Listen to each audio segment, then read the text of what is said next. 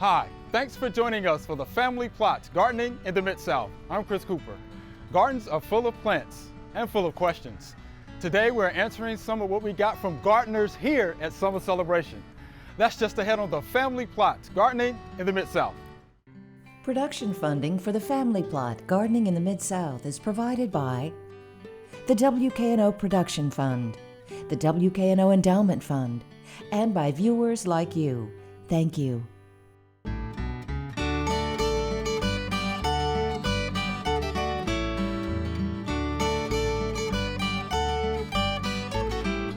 Welcome to the Family Plots. I'm Chris Cooper. Today we are visiting Summer Celebration, a gardening show at UT Gardens in Jackson, Tennessee. And while we were here, we got some good garden questions and we're going to answer them today on the show. Joining me is Celeste Scott. Celeste is a horticulture specialist with UT Extension. Welcome, Celeste. Thank you much. Thank you. Dr. Natalie Baumgartner. Dr. Natalie is a consumer horticulture specialist with UT Extension, and Joseph Segal is here with us today. Joseph Segal is a commercial horticulture agent in Shelby County.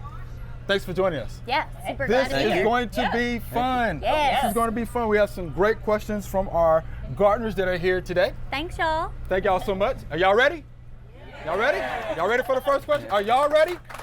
Y'all ready? All right. So here we go. Here's our first question from Logan. How do you deal with red and gray clay in your soil? Okay. So, Celeste, what do you think about that? Sure. Okay, I'll start us Okay, off. start us So off. I can speak on authority from this because I have a lot of clay soil in my garden area Right. at home. So I can tell you from experience, if you have gray clay, I want you to use all your senses. I want you to get down there, dig into that soil, and give it a little smell. It probably has kind of a putrid kind of aroma to it, okay? This is an indication that your soil is completely saturated and it has gone anaerobic. There is basically no space for air in that soil profile, and so some plants are going to struggle to do well in that garden space. So if that is the type of soil you have, it can be hard to amend that, to change that. Some things we could do, maybe consider focusing on redirecting some drainage so that, you know, if you've got a downspout coming out right into that area, let's put some downspout extenders on there to move that water to a different area. That could help. We could add organic matter. That would need to be incorporated, but it's still going to be hard to fight that. So I would be more inclined to just select some plants that are going to do better in a boggier type garden space, right? Something that can tolerate that type of soil condition. So that's where I would go as far as kind of the gray take on that goes. Okay. Now, Joseph, you and I talked about this earlier, so what did you think about the question? Yeah, like Celeste said, the first thing that popped in my mind was a drainage issue. It's really wet, very saturated. So yeah, selecting plants that are, you know, going to take up that water, boggies, you know, rain gardens, type of thing. Right. You know, by trade, I'm a landscaper, so the first thing that pops in my mind is we need to do some drainage, right? You know, I put in a lot of drainage in my time, so you know, that's what I'm going to lean towards too as well. And then the sand, the red color is probably just sand. You know, I wouldn't think that would be an issue. You know, sand is good for drainage and it's good for the plant roots to get in through there. You know, it's big open spaces in the pore space. So I will say if it's red sand, that could be an indication that there's been a lot of construction there. They'll use that for like backfill, things around foundations of homes, or if you've had a driveway or any kind of like sidewalk or impervious surface put in. But as you move across the state, soils change colors, and so we've got red clay. That's a beautiful red clay in East Tennessee. Yeah, and lots of times when I see, like, all of my triplots are in gorgeous, if you love it, red clay. And to me, often what that indicates is there may have been some erosion. If I'm not seeing really any darker color in my upper layers, then I'm growing in a site that there's been some erosion. And so actually my drainage is pretty good through the profile. And so it's more of an organic matter addition issue. So I'm looking for over time some dark, some slightly brown there on the on the top of that. Okay, that is good. I hope that answered Logan's question. Now, I will say this about clay. don't curse clay though, No. because you actually need clay because it holds nutrients, it holds water. Moisture, So it's not a yes. bad thing. It just needs to be broken up from time to time by using organic material. Yes. Right? Yeah. So there you have it, Logan. We thank you for that question. All right, here's our next question. Y'all ready? How do you remove broadleaf weeds organically in Middle Tennessee rocky terrain? And this is Donna. So, Joseph. So what are you thinking? Pulling them out. That's organically. Yeah, that is organically. Yeah. Get that shovel going. Rocky terrain is going to be pretty tough, but yeah, I mean, we don't really have anything organic for weed control, Right. as a herbicide. So, yeah, definitely doing, except for a pre-emergent, you can always, Yeah, pre-emergent would be a good thing. It's not really organic, I guess, but it's an option if you want to go that route. But pulling the weeds out, digging them out by hand is going to be your best bet as organic. We do have some organic product that can have some herbicidal effects, like vinegars, strong grade, acetic acid, but it has to be sprayed directly on the plant. A lot of times we're just going to get burned. We're not going to get full control. And it may take multiple applications. It will take multiple. Yeah. So one of the most fun research projects that I saw a few years ago was, a single glyphosate. It took about 3 sprays of, acetic acid. So I forgot about that plot. Yeah. That was a good yeah, that was, I think it was a Kentucky study. So, it's really more about staying on top of it if you're going to use those, more organic products. Or just get those fingers in your Yeah. weeding gloves out. Yeah, pull them Yeah. out. And it's a lot easier to pull those out after a big rainstorm Yeah. or irrigation. Yeah. It's just a lot easier to pull and get those roots out as well. And I would also suggest maybe dense planting. This planting, Yeah, to kind Shading out. of shade them out. shade them out. Right. So that may help. Utilize mulch.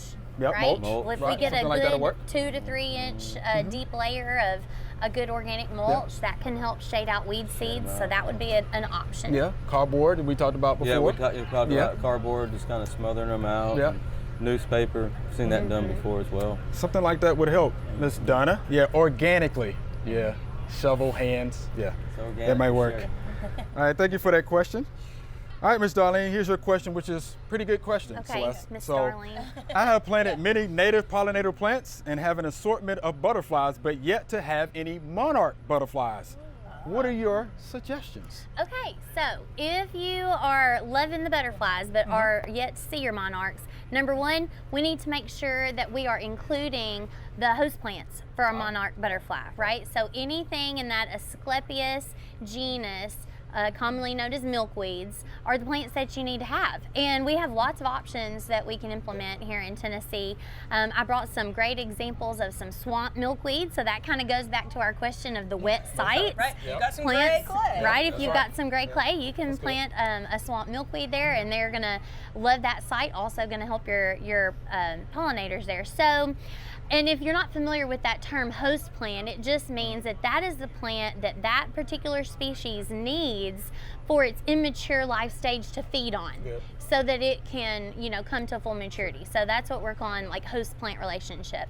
So definitely make sure that you have plenty of that in your garden area to support the adults laying eggs, and then you're gonna see more in your garden. Otherwise, they're just kind of flying by. Maybe they're feeding a little on nectar plants, but then they just move on to the next place because they can't find any Asclepias, right? So definitely make sure you're including that in your mix of plants. And then also, it might just not be time for the season yet. Like usually here, we don't start seeing lots of monarchs until late July. So, it depends on where you are and where their migration is happening and all of that. Yeah, we like those butterflies, don't we? Yes. All right. Thank you, Ms. Darlene. We appreciate that question. All right, here's our next question from Ms. Jan. Is there a specific sedum variety that is good for growing indoors with little sunlight and stays little? So let's just thinking about that one. Friends of ours know that I'm very talented at Very talented. quickly killing indoor plants. Very talented. So I do have a little experience with plants that are going to be tough because those are the ones that have survived under my not so vigilant care. Ah. I would say I can't think of a particular type of sedum that's gonna stay real small, but maybe like an agave. Like sometimes there are different cultivars of those that stay in that small rosette. They're slow growers. Maybe they're putting on some pups, you know, around, but aren't themselves like growing really big. So that might be an option. Again, this doesn't say stay very small, but things that can do fine in low light are things like mother-in-law's tongue, like Sansevieria. Sansevieria. Some of the Dracaenias, like the corn. Pothos plants. aren't too picky about light access. Now they can get bigger, right? They're more of a trailing plant, but you can keep them pinched if they need to stay small in a small space. In fact, those are in many ways kind of competing thoughts, because in lower light conditions indoors, we tend to see leggier, you know, growth. So it's hard. For the light. Right. Yeah. So I mean, even jade, things like that, I tend to see them kind of elongate under, you know, my slightly lower indoor light. Yeah, but the little sunlight. Yeah. So there's some options, you know, that are out there. But as far as sedums, I don't know any, you know, that would fit the bill here. Yeah. To me, they're more of a kind of a highlight medium crop, but you could always add some light. Yeah, you can always do that. Supplemental lighting. Yeah. Definitely do that. All right, Ms. Jan, we appreciate that question. All right, so here's our next question. Why is my hydrangea plant not blooming? Which is a question that we get often. Right. So fast. Do you want me or do you want to start? I see y'all jumping at the bit on this one, right? Oh my goodness, you answered that one a lot.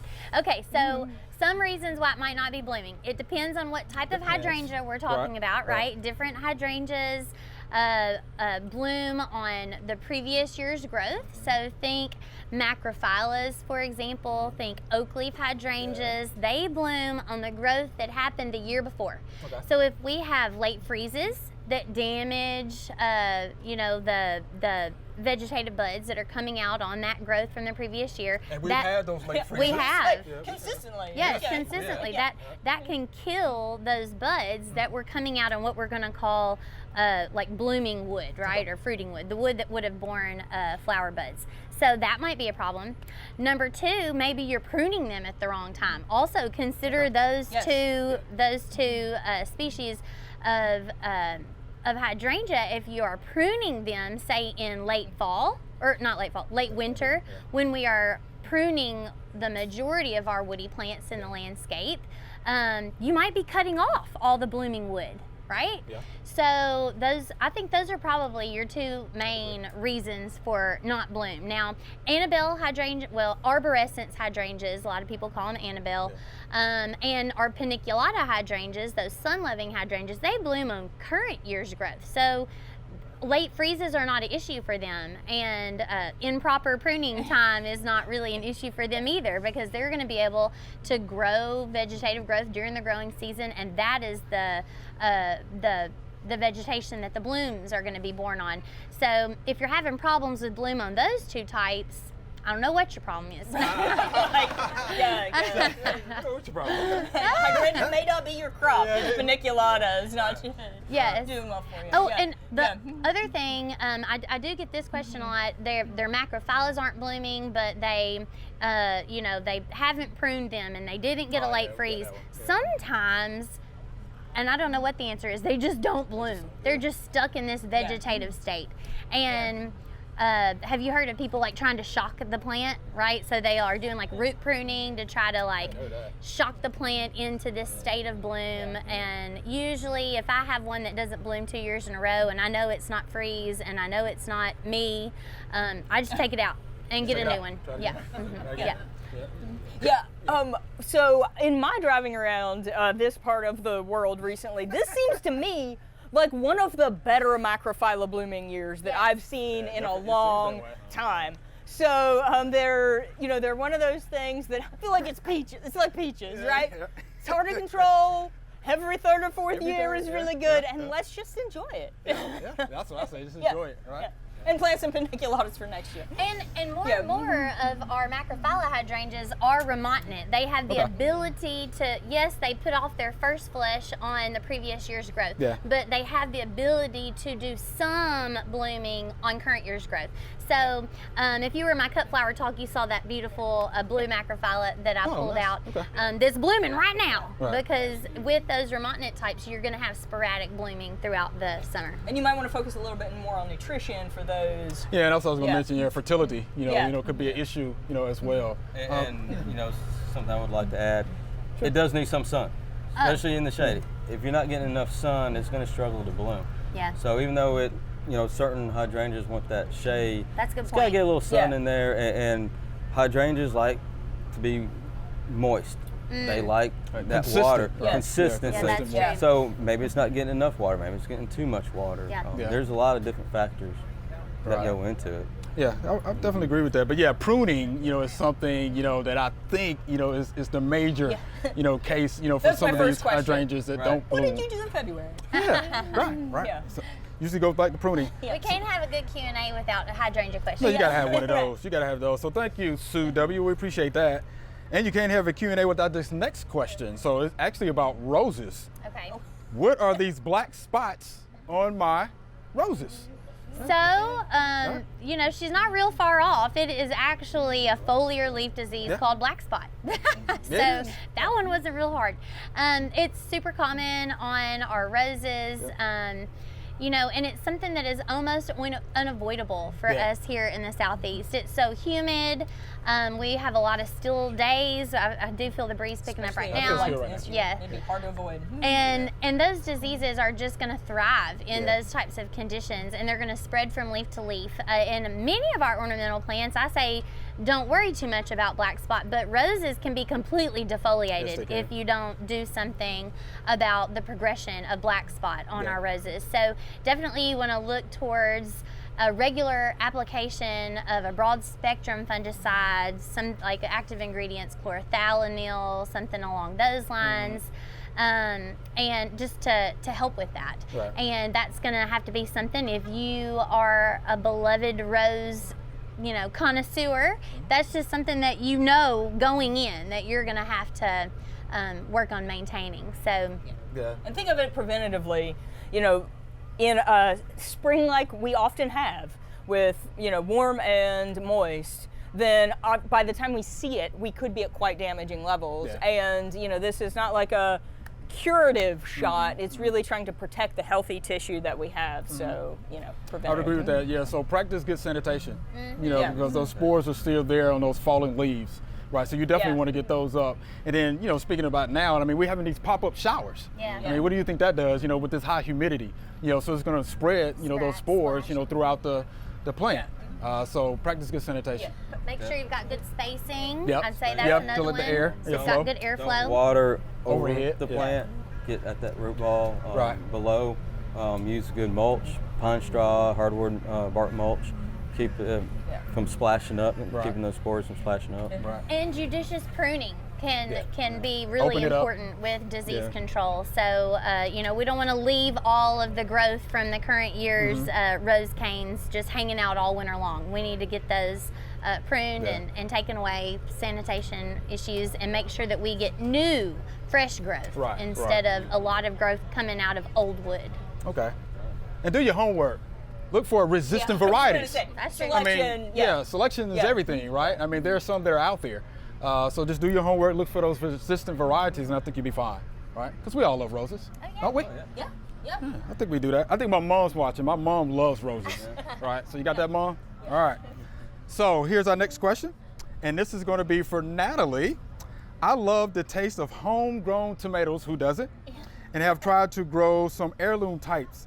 Is growing great tomatoes really that difficult? Is it that difficult? Yeah. Yeah. Right. Yeah. So this is of course the question, right? We want it all. And what I think is that actually this is very similar to me. Roses and tomatoes are kind of like the analogs in their garden area. So heirloom tomatoes are kind of like roses. They're one of the more challenging things that we grow in our garden. So we have to select very well. We have to rotate. We have to put in our preventative practices and our sanitation. We have to be very vigilant about our protective sprays. So are heirloom tomatoes possible? Yes, absolutely. But we need to select well. We need to stake well. We need to prune well. We need to spray preventatively. And what I would also say for a beginner gardener, or someone that's moved to a different area, maybe you lived in Michigan and the heirloom tomatoes were great, and you've moved further south.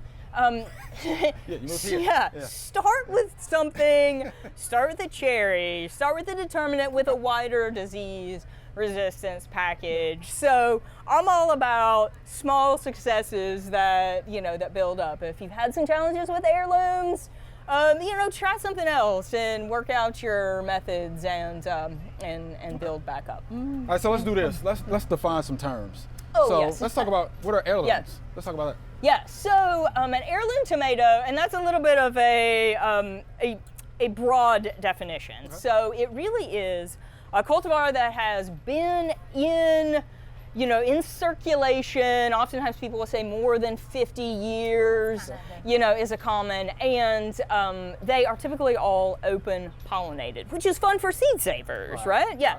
Right. So that's kind of our general definition. But people are still breeding new open pollinated cultivars. Nice. So you can be open pollinated without being an heirloom, and then of course we compare that with a hybrid, which has two parents that were very intentionally selected, and they grow great for us. But if we save that seed, we just really don't know what we might get. Whereas if we save the seed from an heirloom and open pollinated, then it should return. That is good. Two more terms for you. Indeterminate versus determinate. Oh, yes. So indeterminate is our most common tomato growth habit, and they just keep producing leaves and flowers and leaves and flowers and leaves and flowers until the disease or the frost or the groundhogs kill them, right? Right. Yes, they terminate at an unknown point in the future.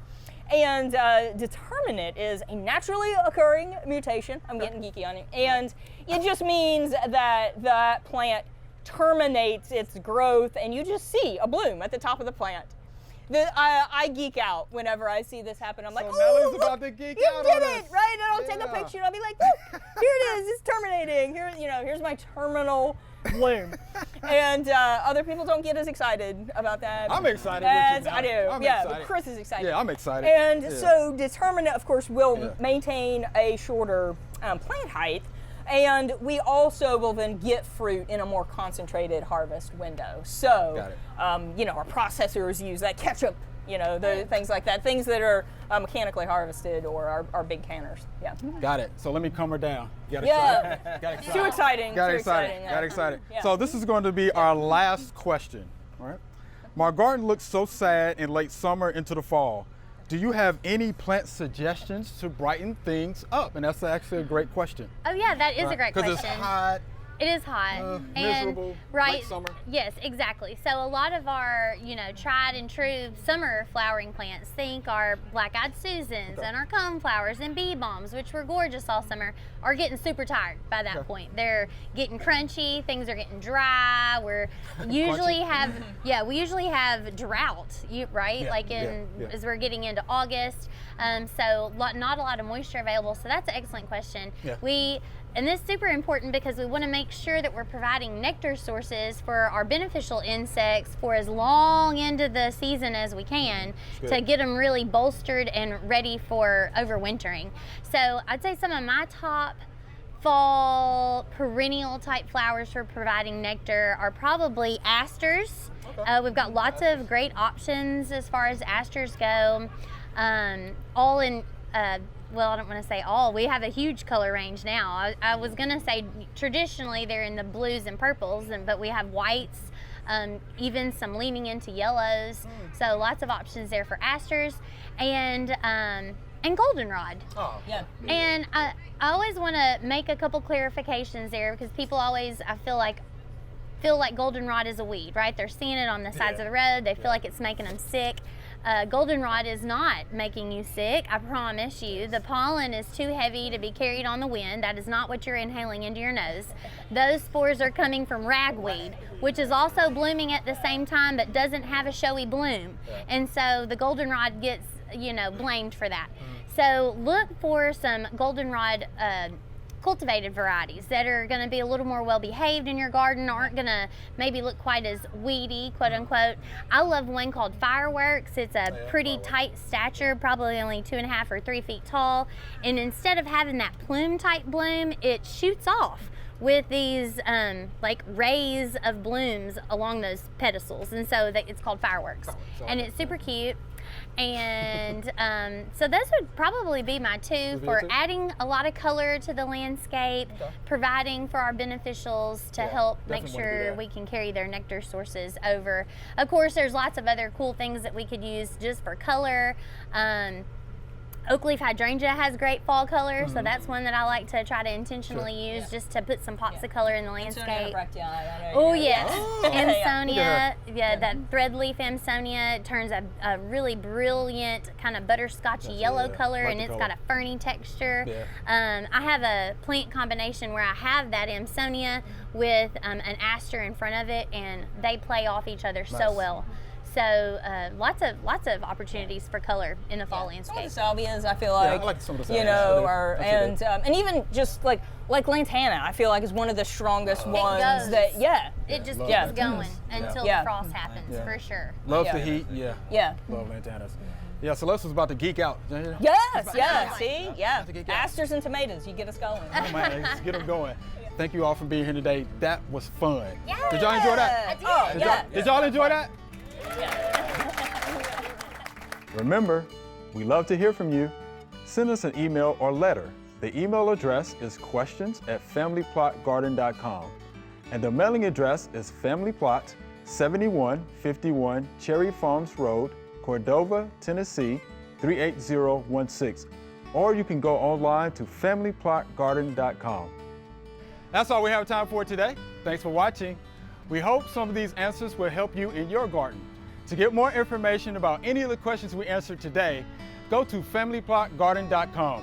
We have all of them listed on the home page. We also want to thank all of the gardeners here at Summer Celebration in Jackson, Tennessee for asking all these great questions. Be sure to join us next week for the Family Plot, Gardening in the Mid-South. Thank you. Be safe.